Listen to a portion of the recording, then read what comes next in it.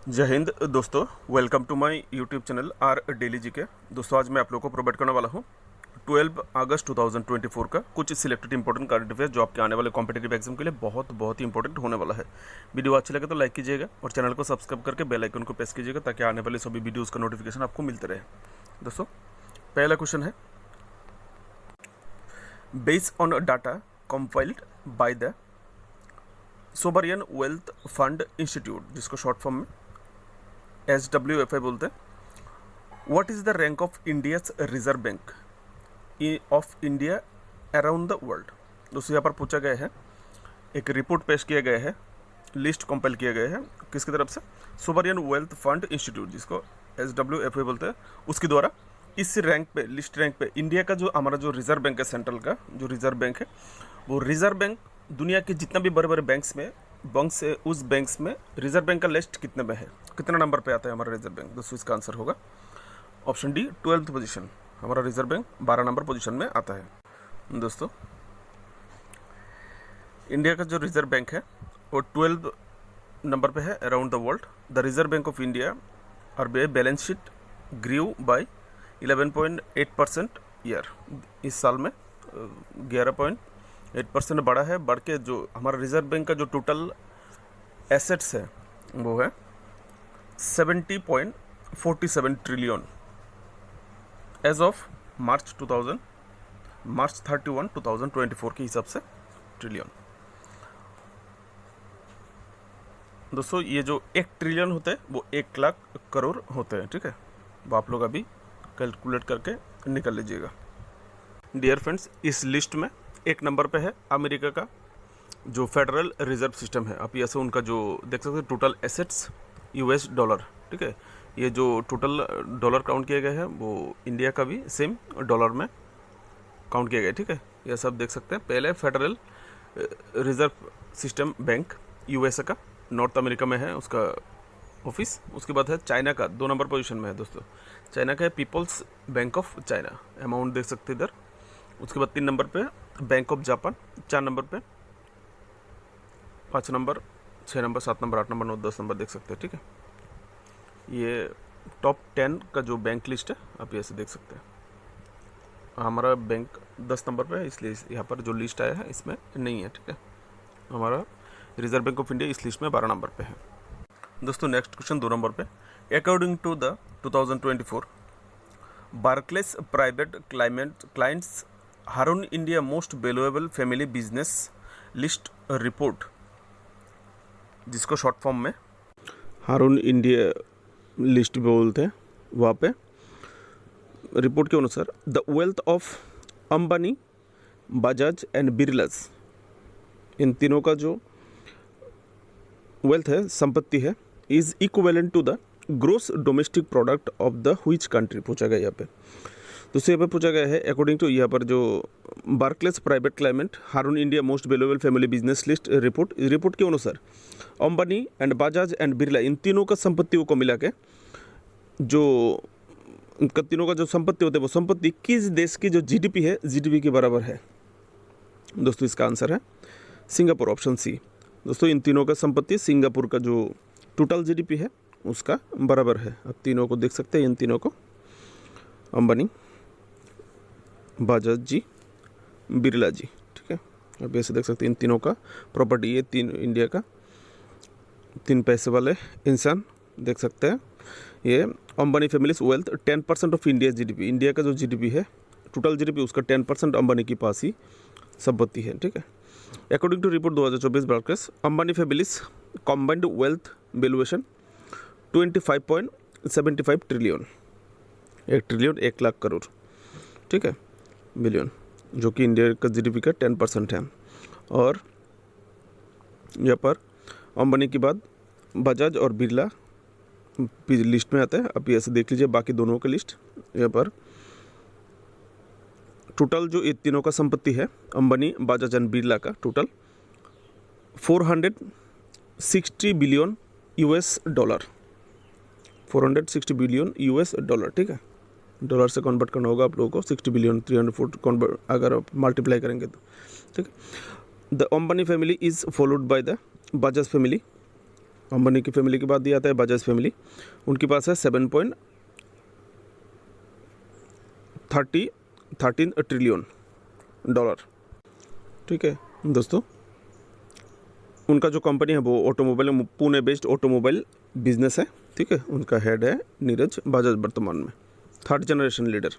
उनका जो third generation leader वो नीरज बजाज। दोस्तों Birla family rank third with 5.39 trillion dollar के साथ। ठीक है, इसका जो फोर्थ जनरेशन अभी लीडर है बिरला का वो है कुमार मंगलम बिरला, जो अभी बिरला कंपनी को देखभाल कर रहे हैं। ठीक है, तीसरा क्वेश्चन दोस्तों, Goritsa Grancharova Kozhareva has been appointed as the new PM of which country. दोस्तों गोरित्सा ग्रुंचारोबा कुझारेबा किस कंट्री का पीएम के तौर पे चुना गया है। दोस्तों इसका आंसर होगा ऑप्शन डी बुल्गारिया, जो कि यूरोप का एक कंट्री है। यह देख सकते हैं, ये जो महिला है उनको इंटरिम प्राइम मिनिस्टर के तौर पे नियुक्त किया गया है। देखिए केयर टेकर प्राइम मिनिस्टर, मैंने ग्रीन करके दे दिया आप लोगों को हाईलाइट करके। इंटरिम गवर्नमेंट इस साल की मार्च की 2024 में निकोलाई देनकोव जो रेगुलर प्राइम मिनिस्टर था उन्होंने रिज़ाइन कर दिया था। उनके रिज़ाइन के बाद प्राइम मिनिस्टर की ज़रूरत है तो उनको अभी इंटरिम प्राइम मिनिस्टर के रूप में नियुक्त किया गया है। दोस्तों चौथी question, the Orissa government introduce India's first rice ATM to revolutionize the public distribution system for ration card holders. What is the name of this rice ATM? दोस्तों पूछा गया उड़ीसा गवर्नमेंट ने भारत का पहला, ऐसा और कभी किसी स्टेट गवर्नमेंट या फिर कहीं पे नहीं हुआ है, इंडिया का पहला राइस ATM, इससे चावल निकलेगा ATM से। ठीक है, ऐसा सिस्टम कर दिया। अभी आप लोगों को टाइप करना है, आपका चावल खुद ही आ जाएगा। द रेवोल्यूशनाइज एक परिवर्तन लाने के लिए डिस्ट्रीब्यूशन जो वितरण का सिस्टम है राशन में जो जैसे दिया जाता है, रेवोल्यूशन लाने के लिए सभी राशन कार्ड होल्डर को डिस्ट्रीब्यूशन के लिए ये ATM लाया गया है। व्हाट इज़ द, इस ATM का नाम क्या दिया गया है? ATM का नाम है अन्नपूर्ति ग्रेन ATM। याद रखिएगा, इम्पोर्टेंट क्वेश्चन है, पूछ सकते हैं। देख सकते हैं ये बाएं तरफ देख रहे हैं मशीन, अब बस इससे टाइप करेंगे, आपका सामान, आपका जो ग्रेन्स है वो आ जाएगा नीचे से। ठीक है, रेशन में जो भी जो चाल डाल जो भी दिया जाता है ग्रेन्स वो आ जाएगा। ठीक है, the machine installed warehouse in Mancheswar में पहला मशीन इंस्टॉल किया गया है, which was launched by Orissa food supplies and consumer affair minister Krishna Chandra Patra के द्वारा ये इनोग्रेट किया गया है। ठीक है, the Annapurti grains ATM as is officially known is capable to dispensing up to 50 kg grain in just 5 minute. उसको 5 मिनट में 50 किलो ग्रेन्स वो मतलब डिलीवर कर सकते हैं। ठीक है, तो 1 मिनट में 10 किलो वो डिलीवर कर सकते हैं। तो with an error rate of only 0.101%, मतलब कोई गलती नहीं होगा। आप ATM टाइप करेंगे तो मशीन कोई गलती नहीं करेगा, यहाँ पर सिर्फ 0.01% छोड़ा गया है। ठीक है, बस दोस्तों इनिशियली लॉन्च इन भुवनेश्वर, ये भुवनेश्वर में पहले शुरुआत किया गया है ये राइस ATM। धीरे धीरे उड़ीसा का जो और भी टोटल जितना 30 डिस्ट्रिक्ट है 30 की डिस्ट्रिक्ट में ये धीरे धीरे ATM इंस्टॉल कर दिया जाएगा। बाद में इसको one nation one ration card के तहत स्कीम के तहत अदर स्टेट में भी इंस्टॉल किया जा सकता है। तो सो वो चलता कैसे, how to use the rice ATM, enter your ration card number, आपका रेशन कार्ड नंबर आपको करना होगा, टच स्क्रीन डिस्प्ले, टच करने से ही होगा। ठीक है, टच स्क्रीन डिस्प्ले आपके रेशन कार्ड नंबर देना है। उसके बाद कंप्लीट बायोमेट्रिक वेरिफिकेशन, आपका फिंगरप्रिंट का ऑप्शन आ जाएगा, जो भी आपका बायोमेट्रिक ऑप्शन है वो आ जाएगा, वो देने से खुल जाएगा। उसके बाद the ATM will dispense the rice up to 25 kilo, up to 25 kg तक वो आपको दे देगा। ठीक है, आफ्टर सक्सेसफुल वेरिफिकेशन, आपका वेरिफिकेशन कंप्लीट होने के बाद। दोस्तों last question 5 number, the government of India has constituted a committee to monitor the current situation on the Indo Bangladesh border.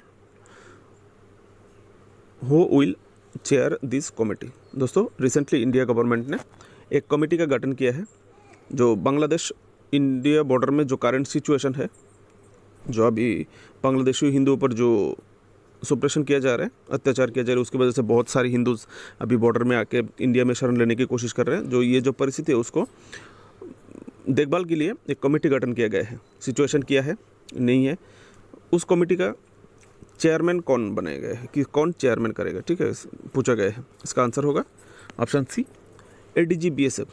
दोस्तों वर्तमान में जो बीएसएफ का जो एडिशनल डायरेक्टर जनरल है उनको इस कमेटी का चेयरमैन बनाया गया है। The committee will maintain communication channels.